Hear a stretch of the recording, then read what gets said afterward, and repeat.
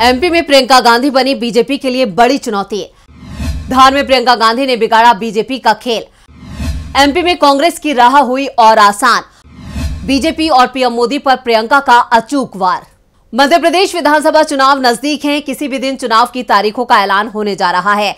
इससे पहले पार्टियों के दिग्गजों का प्रदेश में जमावड़ा लगा हुआ है। बीजेपी कांग्रेस के बड़े बड़े नेता बड़ी बड़ी जनसभाएं कर रहे हैं। इनके लिए रैलियां आयोजित की जा रही हैं।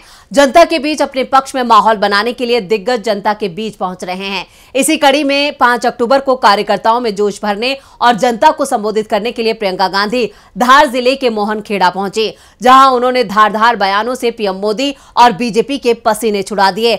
उनके बयानों से बीजेपी में हड़कंप मच गया है। तो कैसे प्रियंका ने बिगाड़ा बीजेपी का खेल, इस पर करेंगे विस्तार से चर्चा अपनी इस स्पेशल रिपोर्ट में। नमस्कार, मैं हूं परवीन शेख। आप सभी का हमारी स्पेशल रिपोर्ट में बहुत बहुत स्वागत है। एमपी में ईडी क्यों नहीं आती? व्यापम से लेकर महाकाल कॉरिडोर तक में हुए घोटाले। शिवराज सिंह चौहान का नाम लेने में मोदी को आती है शर्म।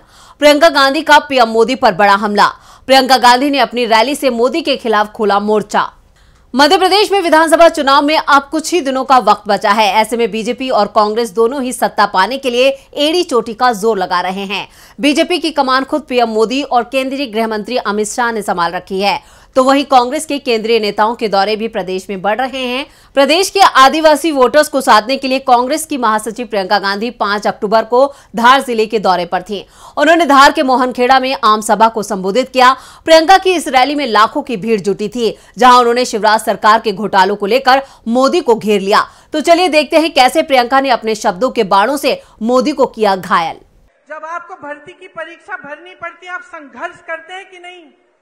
माता पिता आपके लिए खेती करते हैं, नौकरी करते हैं, संघर्ष करके आपके लिए पैसे इकट्ठे करते कि आपकी फीस भरेंगे कि नहीं? तो क्यों इनको आपने इतनी हिम्मत दे दी है कि जब आप परीक्षा देने जाते हैं तो बार बार उनकी भर्ती की परीक्षाओं में ये घोटाला करते हैं। मैंने उत्तर प्रदेश में देखा है, मैंने उत्तर प्रदेश में ऐसे नौजवान देखे हैं जिनके 10-10 साल गुजर गए हैं। एक परीक्षा दी, मार्क्स नहीं निकले, उसमें कुछ घोटाला हो गया। दूसरी परीक्षा दी, उसमें भी घोटाला हो गया, भर्ती की लिस्ट नहीं निकली। इंतजार करते रहे ये सोच के कि हमने पैसे खर्चे हैं, हमने मेहनत की है, एक ना एक दिन हो जाएगा। इंतजार करते रहे। जो बच्चा 22 साल का था, 21 साल का था, अब 30 साल का हो गया, अभी तक उसको नौकरी नहीं मिली। 2024 लोकसभा चुनाव से पहले 5 राज्यों के विधानसभा चुनाव सेमीफाइनल के रूप में देखे जा रहे हैं। वहीं इन 5 में से 3 राज्यों में बीजेपी पर हार का संकट मंडरा रहा है। विपक्ष की माने तो बीजेपी और पीएम मोदी अपनी इस हार को टालने के लिए ईडी का इस्तेमाल कर रहे हैं। ईडी को लेकर भी प्रियंका गांधी ने मोदी सरकार को आड़े हाथों लिया है। यहाँ व्यापम का घोटाला हुआ, 50 से अधिक लोगों की मौत हुई। इन्होंने जांच कराई। ये जो ईडी ये सबके घर भेज देते हैं एजेंसियों को, पता चला कि किसी ने इनके खिलाफ कुछ कह दिया, लिख दिया, एकदम ईडी पहुंच गई उनके घर। अरे यहाँ तक कि फिल्मों के अभिनेताओं के घर भी कल परसों ईडी पहुंच गई। यहां पे क्यों नहीं पहुंची? यहां जो इतने बड़े घोटाले हुए हैं, इनके अधिकारियों के घर में क्यों नहीं पहुंची? इनके नेताओं के घर में क्यों नहीं पहुंची? कांग्रेस की महासचिव प्रियंका गांधी ने रानी दुर्गावती और आदिवासी योद्धा टंटिया भील को नमन कर संबोधन की शुरुआत की। उन्होंने सभी महापुरुषों के संघर्ष का जिक्र करते हुए कहा, मेरी दादी इंदिरा गांधी भी महापुरुष थी। प्रियंका ने फिर दोहराया, महापुरुष नहीं महान हस्ती थी। आपके और उनके बीच आदर प्रेम का रिश्ता था, उनके दिल में भी प्रेम श्रद्धा थी। इसी के साथ उन्होंने मोदी पर निशाना साधते हुए कहा, जब आप ही की संपत्ति, इस देश की संपत्ति जो सबसे बड़े बड़े पीएसयू हैं, वही अपने दोस्तों को बेच डाले।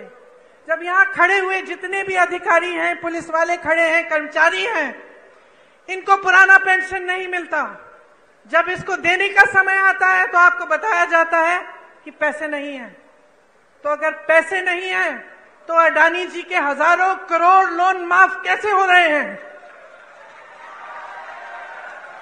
अगर किसान के कर्ज माफ नहीं हो सकते तो ये बड़े बड़े उद्योगपतियों के कर्ज माफ कैसे हो रहे हैं? बीजेपी पर जोरदार हमला बोलते हुए प्रियंका गांधी ने कहा कि इनका अहंकार बहुत बढ़ गया है। बहुत लूट मचा रखी है। अपने दोस्तों को देश की संपत्ति बेच रहे हैं, कर्मचारियों को पुरानी पेंशन नहीं मिल रही है, तो बड़े बड़े उद्योगपतियों का कर्ज कैसे माफ हो रहा है? ये सवाल आप नहीं पूछेंगे तो आप बर्बाद होंगे, आपके आने वाले दिन खराब होंगे। उन्होंने कहा कि नेता भगवान नहीं होता। उन्होंने ये भी कहा कि ये लोग कहते हैं कि राशन हम फ्री में दे रहे हैं। कांग्रेस महासचिव ने कहा कि हमारी सरकार में आपको 485 रुपए में गैस सिलेंडर और राशन मिल जाता था। आज आपको राशन तो फ्री में मिल रहा है, लेकिन सिलेंडर 1125 रुपए में मिल रहा है। इसी के साथ प्रियंका गांधी ने बेरोजगारी को लेकर भी मोदी सरकार पर जोरदार वार किया। आज बेरोजगारी चरम पे है कि नहीं है? है ना? आपको मालूम है कितने पद खाली हैं? मैं बताती हूं, सुनिए।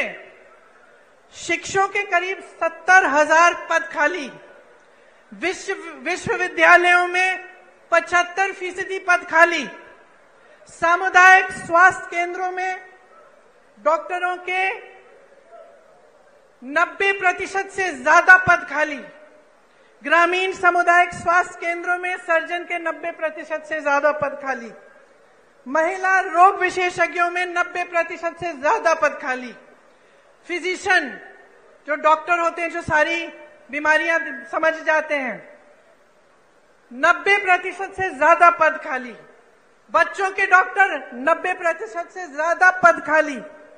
पूरे प्रदेश की सीएचसी में एक भी आंख का डॉक्टर नहीं है। पीएम मोदी को लेकर प्रियंका ने कहा कि चुनाव आया है तो हर 2 दिन में प्रधानमंत्री नरेंद्र मोदी आ रहे हैं, रोज उद्घाटन कर रहे हैं। क्या 18 साल में आज उन्हें याद आया है? बारिश और बाढ़ आई तो मुआवजा देने के लिए कोई सर्वे किया क्या? आजकल मोदी जी यहां आते हैं, लेकिन शिवराज सिंह चौहान का नाम लेने में उन्हें शर्म आती है। शिवराज सिंह चौहान अब सीएम नहीं बनने वाले हैं। अपने भाषण में वो जितनी बार कांग्रेस का नाम लेते हैं, उतनी बार विकास का नाम ले लें।